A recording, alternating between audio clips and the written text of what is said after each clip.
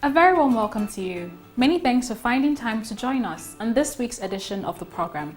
As you know, we are your source for all the latest happenings in the world of business. My name is Margaret Mary Ostubor. You're welcome.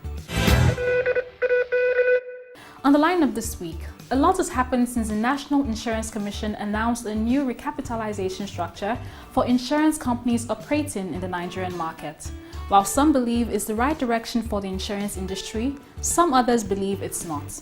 So first, we join Faith and her guest on the town hall as they look at the facts and the issues about the proposed TBMSC. As always, it's no holds barred. Do take a listen. What does that twisting mean?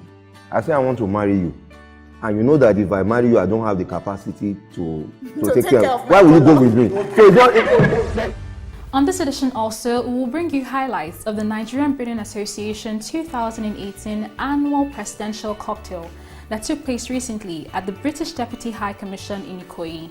The NBA, according to its president, Mr. Shola Tinubu, has continued to impact the society through its various events and programs. You take a listen. The NBA has continued to impact the society through our various programs and events, such as the Akintola Williams National Youth Debate. Plus the regular extras we bring you each week on this program, so sit back, relax, and enjoy the lineup. Details in just a moment. Please stay with us.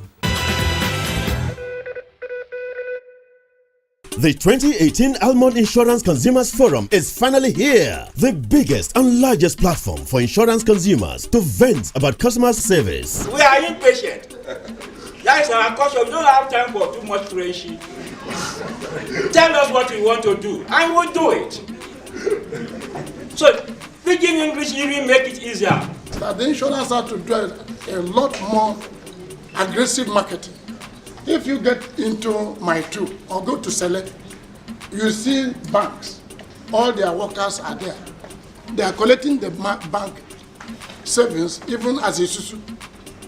So that it will be easier. It agrees with what my brother was saying. They are bringing it closer to home. Theme: relieving customers' pain points in insurance through exceptional service delivery. Date: Friday, November 16th, 2018 from 9:30 a.m. Venue: Kano Hall, Necker House, Hakim Balogun Street, Central Business District, Alausa, Ikeja. Chairman: Dr. Justus Clinton Uranta, former GMD Niger Insurance PLC. Guest speaker: Chief Chris Wadiegu Obi, MD Blue Pearl Consult Limited. Discussant: Mr. Tule Oshadia, MD Guinea Insurance PLC. For inquiries, please call 080-333-57879, 0812-362-4081 or visit www.almondfinancereport.com. Admission is free. Almond Insurance Consumers Forum, where the insuring public have their say.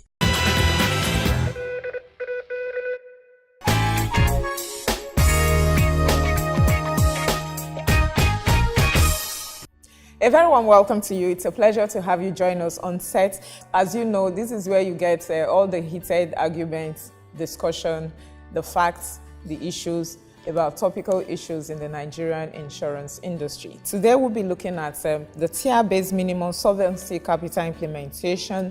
The date has become one of the most talked about issues in the Nigerian insurance industry at the moment. In our usual manner, we've gathered an array of stakeholders, tested personality that can do justice to these very burning issues in the insurance industry at the moment. In no particular order, I'd like to invite to join me on set Mrs. Oyinkan Olasanoye, who is the National President of the Association of Senior Staff of Banks, Insurance and Financial Institutions, ASBFI. It's indeed an honor to have her join us on the set today. Thank you so very much, ma'am, for joining us. Okay, I'd also like to invite to join me on set Mr. Boyega Olabiwoninu, who is the Chairman, Insurance Group of the Lagos Chamber of Commerce and Industry, LCCI. Today, LCCI is the oldest chamber of commerce and industry in Nigeria, standing at a whopping 130 years old. He's older than all of us that are here. Thank you, Mr. Olabi, for joining us. Last but not least is actually a friend of the house, Mr. Idowu Wahid Williams, who is the managing director of Dollar Myth Nigeria Limited, a management consultant firm that is based here in Lagos. He has numerous life that he has spent in the insurance industry at senior executive management level. Thank you so very much, sir, for joining us. Once again, lady and gentlemen, thank you for joining us on the set.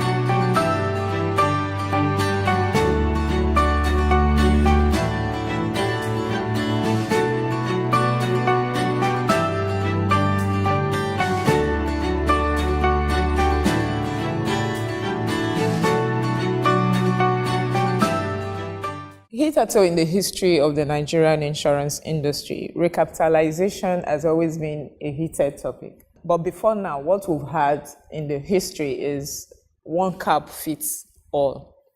But today, the regulators are telling us that this tier-based recapitalization, minimal solvency recapitalization, is not a one cap fits all. Isn't that a good thing? Let me start with you. Thank you very much. And you've also given us a little bit background of what recapitalization is in time past. If I would just lend a voice further to that.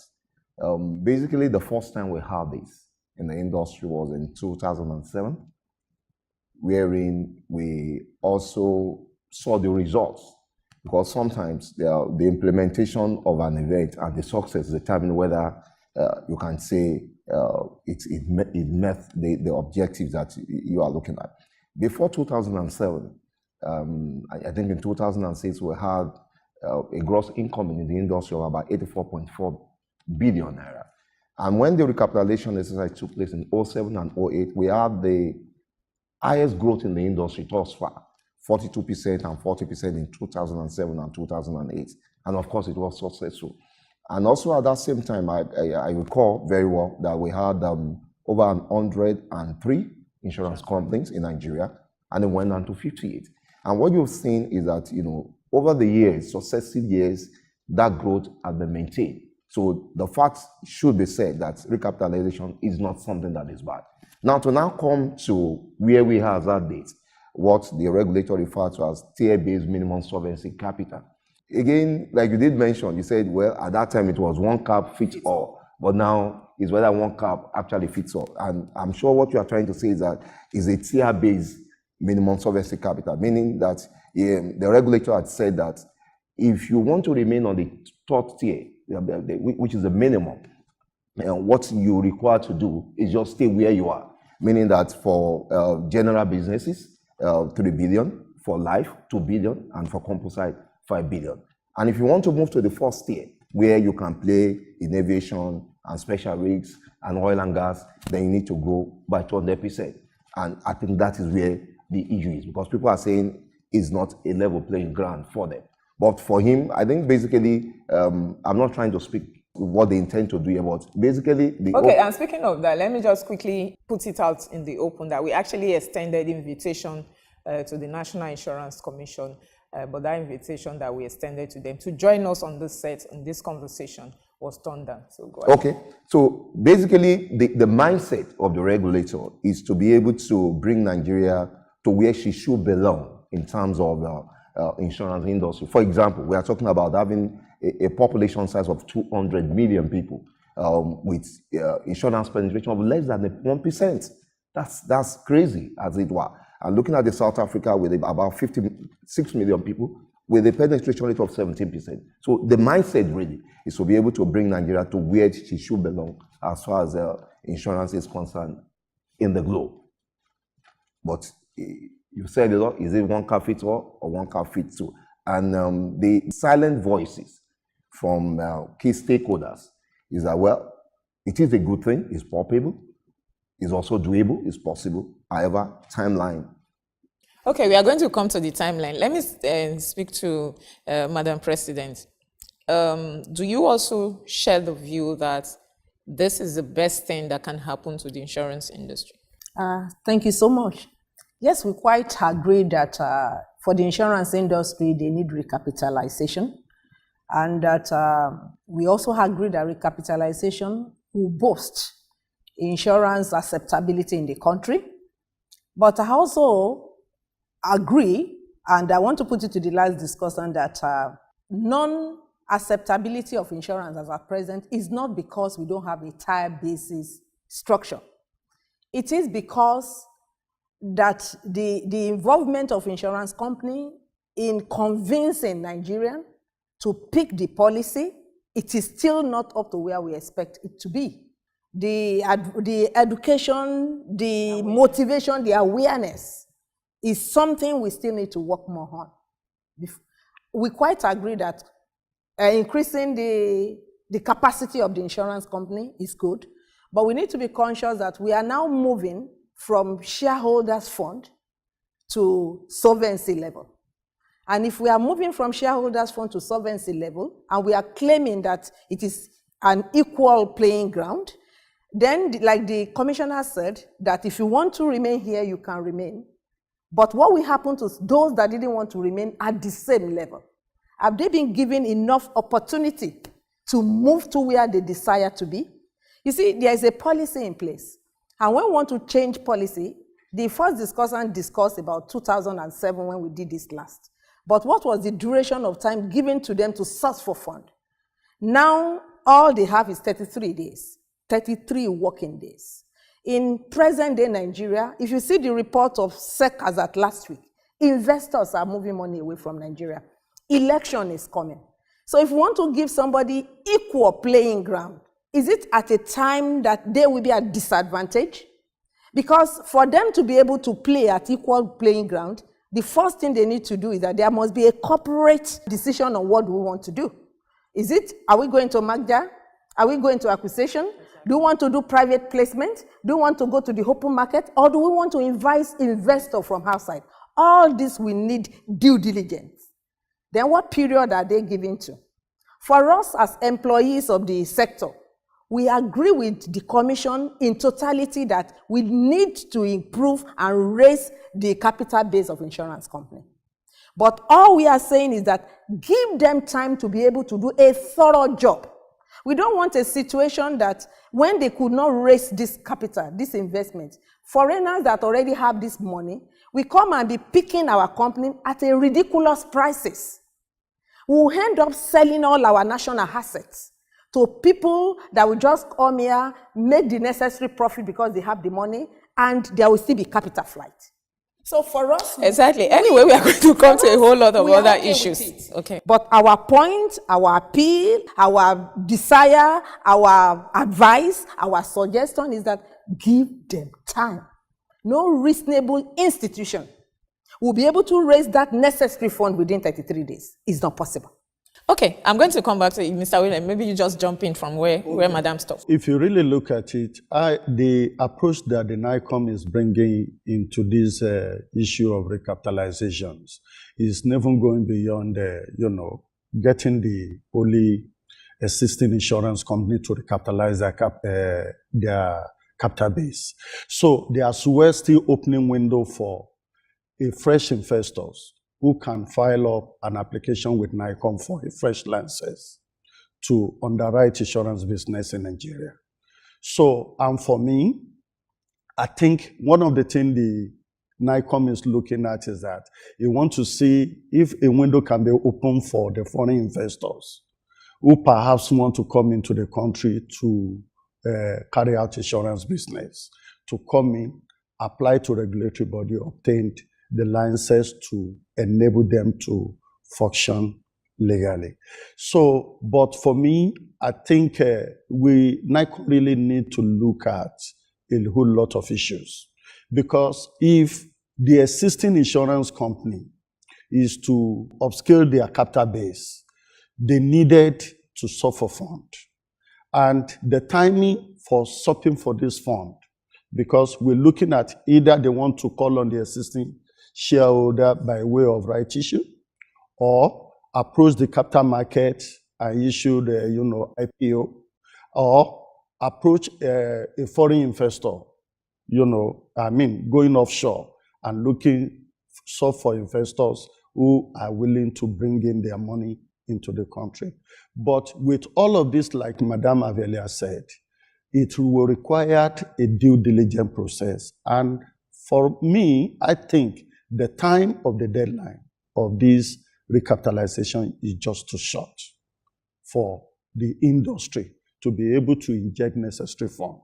Because we're looking at, for companies that have been a composite company, who were required 5 billion to carry out their business before now, will have to be looking for an amount of capital in excess of 300% of what they currently have for them to be able to operate either as a tier as it has always been. So for me, I think the regulatory body needs to pay enough attention to.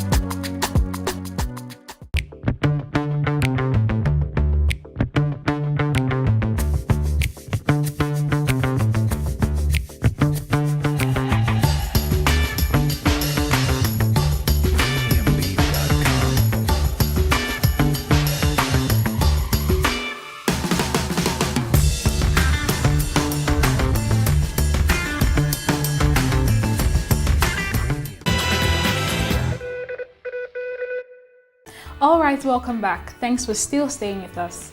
Moving on now, we'll bring you highlights of the Nigerian-Britain Association 2018 Annual Presidential Cocktails. The annual events usually preludes the Independence Anniversary celebration. Enjoy it.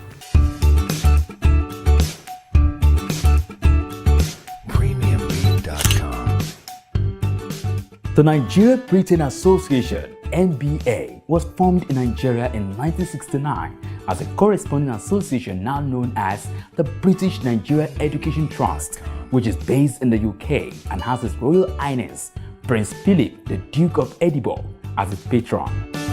The NBA is a non-profit organization dedicated to developing relationships between individuals and organizations in Nigeria, Britain, and the Commonwealth resident in Nigeria.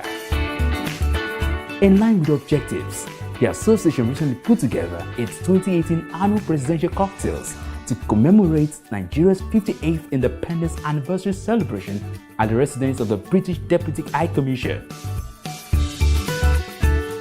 Welcoming guests to the event, the president of the NBA, Mr. Shola Tinubu, said that NBA is focused on empowering the youth as the force of the future. The NBA in the future, which was launched as a youth empowerment platform in 2016, is in recognition of the role of the vibrant energy of the youth in shaping the future of the world, and as a tool for youth engagement and reinvention of the NBA. In furtherance, the NBA organized a fashion design competition for upcoming young designers within the ages of 18 and 30 with the theme Expression.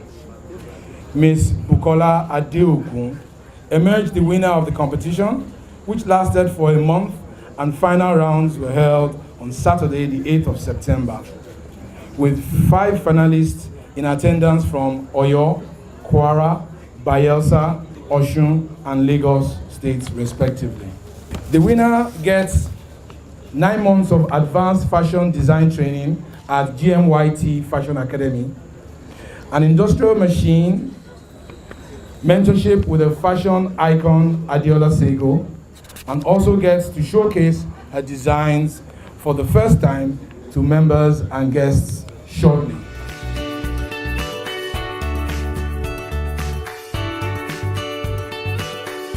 In her brief remarks, Mrs. Laurie Bufils, British Deputy High Commissioner to Nigeria, said that there is so much Britain and Nigeria can learn from each other.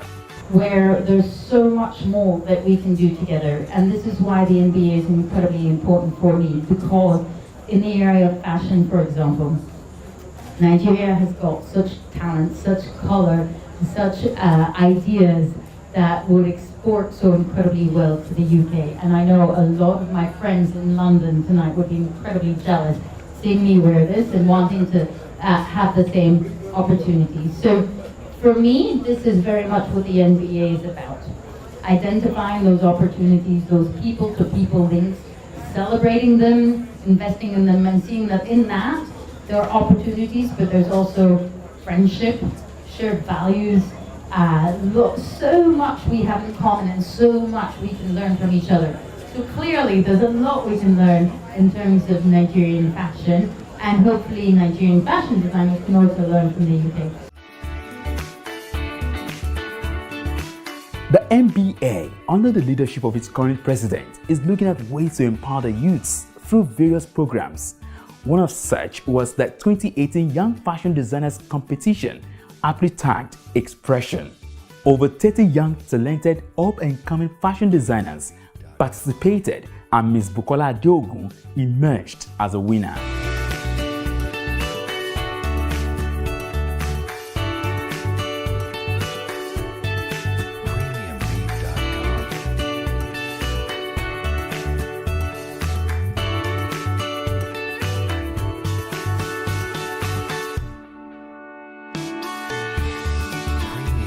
Present none other than Bukola Adeogun with this prize of the winner of the NBA Fashion Design Competition 2018.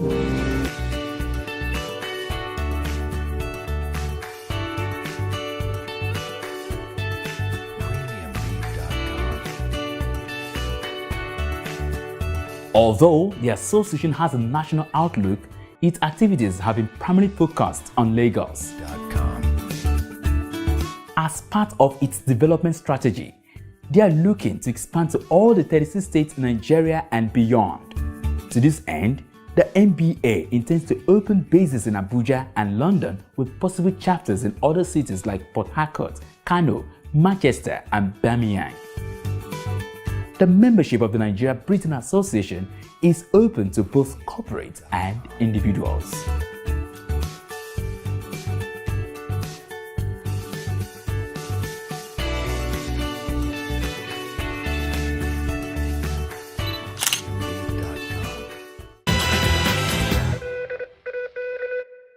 Slowly but surely, we've come to the end of the program this week. I do hope you enjoyed every bit of it. Do join us again next week for a fresh package. In the meantime, I hope you've made plans to attend our 2 headline events happening on the 16th of November. The first is the Almond Insurance Consumers Forum happening at Neka House, Alausa, Ikeja by 9:30 a.m. Like we've been saying, admission is free. So don't stay at home to complain about insurance companies not treating their customers well. Come and tell them to their face the areas you want them to change so they can serve you better. Then come evening of the same November 16 will be the biggest insurance party ever. the Insurance Industry and Consumers Night. Now, comedians like A.Y. Akbururu, Sheilo, Oshbebe, Still Ringing, MC Shakara, and a host of others will be in attendance. Music will be by Slim Case, aka Sensei Ganja, and DJ Kantalki, the party shutdown king, will also be in attendance. Now, tickets for regular tickets 5,000 naira, 10,000 naira for VIP tickets, and for a corporate table of 8 you have 300,000 naira. So to get your tickets, call or connect with us on all our social media platforms. Once again, my name is Margaret Mary Osibor. Thanks for watching. Until next week, from the entire crew, it's goodbye.